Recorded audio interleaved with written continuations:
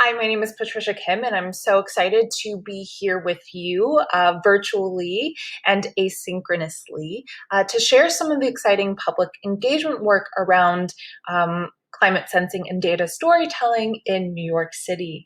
First, I want to say thank you to Bethany Wiggin, to Meg Ehrenberg, and Angela Franda for co-organizing this conference. I know that this is an especially difficult time, so I want to recognize their patience, generosity, and their labor. I'm speaking from my apartment in New York City, which sits on the ancestral lands of the Lenape people. And this short talk will discuss the work of local storytelling efforts in New York City. And the storytelling project here has really focused on creating and circulating stories with and through the body. That is through movement, performance, and dance. In particular, performances that one might call time-based and emerge from or rely on the co-presence of bodies. But first, I think to sort of introduce myself and to contextualize this project, it's worth briefly noting my experience over the past 3.5 years, and perhaps even longer. My journey with the Data Refuge Project actually began in November 2016 when I was still working on my PhD at Penn and a fellow of the Environmental Humanities program. But my work with data storytelling as such, I would say, began before the Data Refuge Project emerged. But whether I knew it or not, actually. When I was an EH fellow back in 2015, I started to curate an art meets science installation called Datum that displayed in 3 different locations across Philadelphia in 2016.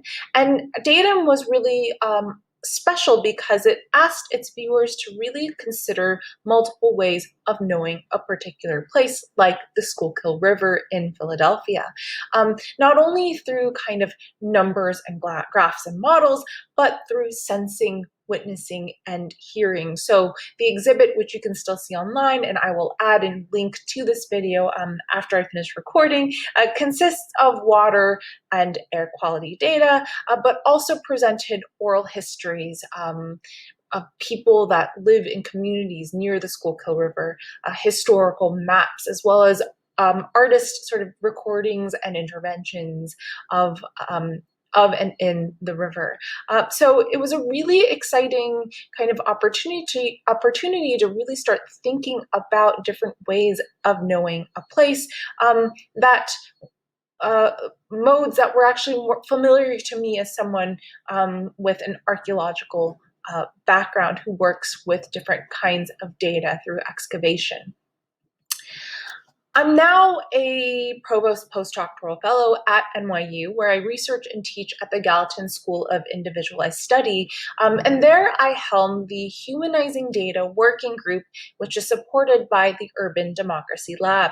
And here I want to shout out and thank Becky Amato in particular for working with me to develop this storytelling project, to work to sort of find a home for the activities and the questions and the engagements that we've been doing. The Humanizing Data Working Group welcomes thinkers from various disciplines committed to really considering and examining how data connect with human and non-human bodies and places throughout New York City specifically. And what I wanted to highlight for this group was the importance of an arts-oriented public engagement in examining issues related to data, what data is or are and aren't, and the ways that data reproduce systems and experiences of inequity. And when I moved to New York City late last August, my collaborators and colleagues at Penn had just launched the My Climate Story campaign, which, of course, if you've explored the Story Bank online, you'll know asks the question, how are you sensing climate change? And I remember as I started to scroll through the initial responses, I started to grow more curious about the other modes by which Earthlings, to borrow from Una Chowdhury, communicate and learn about our worlds through the body and through the sensorium. So my local climate storytelling journey, began by asking, how do our bodies come to sense climate change? And also, how do our bodies come to produce climate data? Thus sparked the Sensing with the Body project, which explores the ways that beings sense climate change with and through the body.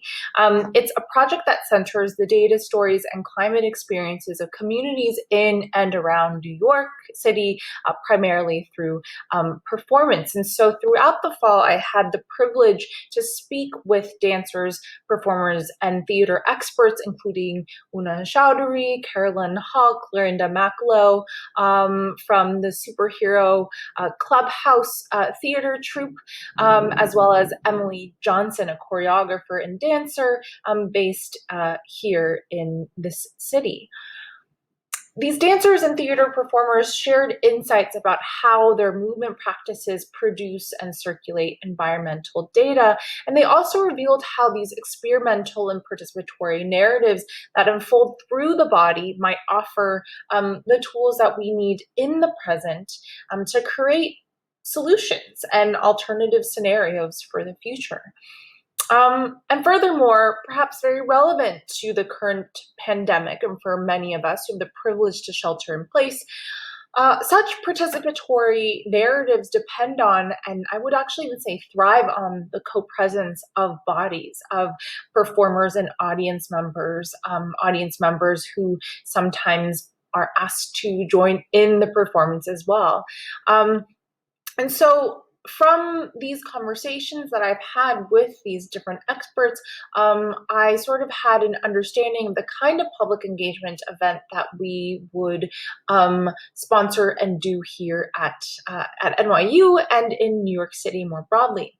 So as I mentioned, two of the experts with whom I spoke are Carolyn Hall and Clorinda Maclow, and you can actually visit and explore some of their work and listen to, I think, one of their talks here through this convening. But they're both dancers and scientists who created Sunk Shore in 2019.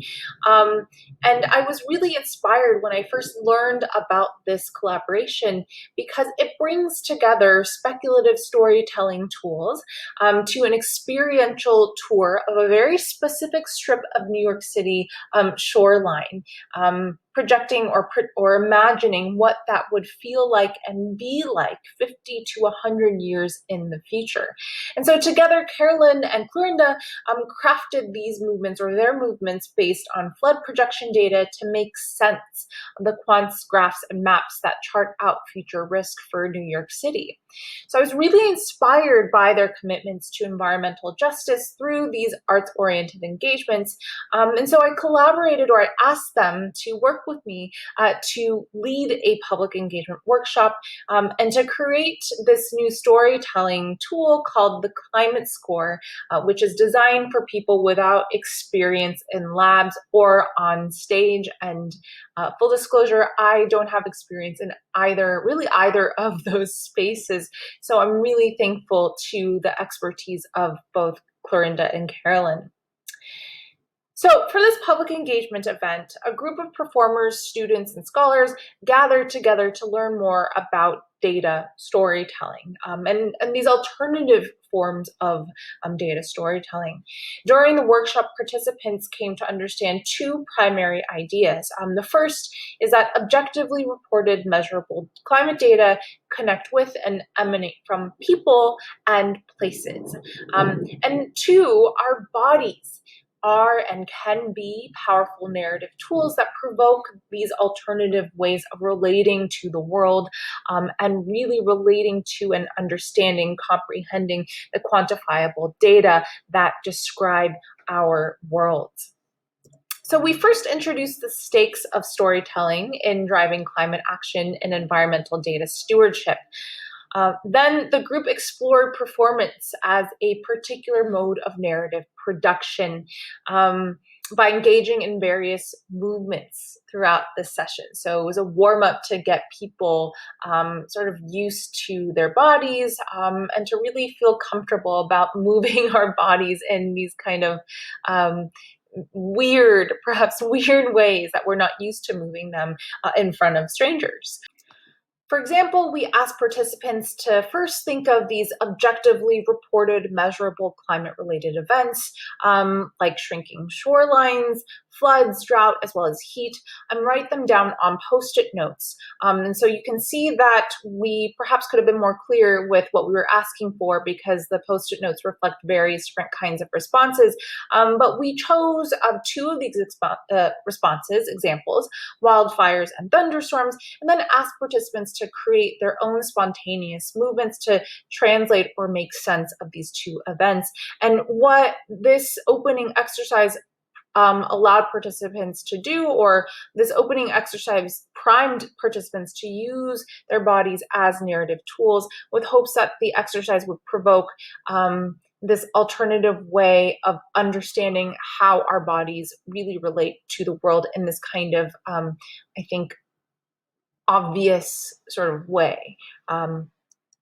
Then we introduced the climate score tool, where we first asked participants to answer this prompt: how are you sensing climate change with and or through your body? So while each participant responded with their individual and personal experiences, they were then grouped into what I like to call these mini troops to collaboratively create a climate score, to create this sort of guide for different viewers and for themselves.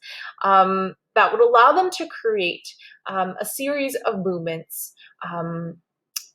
based off of this loose sort of script, right? So again, while they responded first with their individual personal experiences, they were randomly placed into groups and asked to collaborate and co-create together. And you can see some examples of these performances in the virtual exhibit, but I just wanted to share here as I speak. You can see them moving. Every troupe had about 10 minutes to produce these movements, and the performances themselves ran from 30 to 60 seconds each. Through bodily movements and gestures, the mini troops were able to draw these abstract concepts, anxiety over uncertain future, as well as, again, these observable climate-related events into a realm of comprehension that is not just about understanding sort of numbers, but really understanding in a different way through the body. So at the end of the workshop, we saw 3 different performances. And it was really exciting for me to actually check in with participants at the end during our concluding group discussion. Participants remarked on the challenges as well as the specific leverage of this ephemeral, contingent, experiential, and collaborative form of storytelling. And I think this particular engagement tool is useful because it helps participants, again, think about these difficult concepts through the sensorium. On the other hand, as documents, the climate scores show us that telling narratives with the body actually requires discipline and practiced sort of repetition. The scores loosely chart out a series of gestures or movements to follow, repeat, and remember. At the same time, the performances really enabled participants and the audience to pay close attention to their physical surroundings while creating a space for riffs and reinvention and improvisation. And so I think that these 2 different sort of lessons or outcomes that we discussed present a very interesting tension inherent within performance. I think that's worth exploring a little bit further.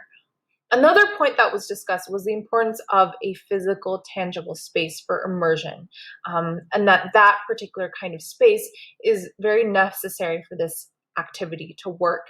And in fact, in my interviews with other performers and dancers, all of them remarked on the physical aspect of performance. In other words, the spatiotemporal proximity, the co-presence of physical bodies are necessary for the kind of sensorial knowledge, production, and circulation of data that we explored during this particular public engagement event.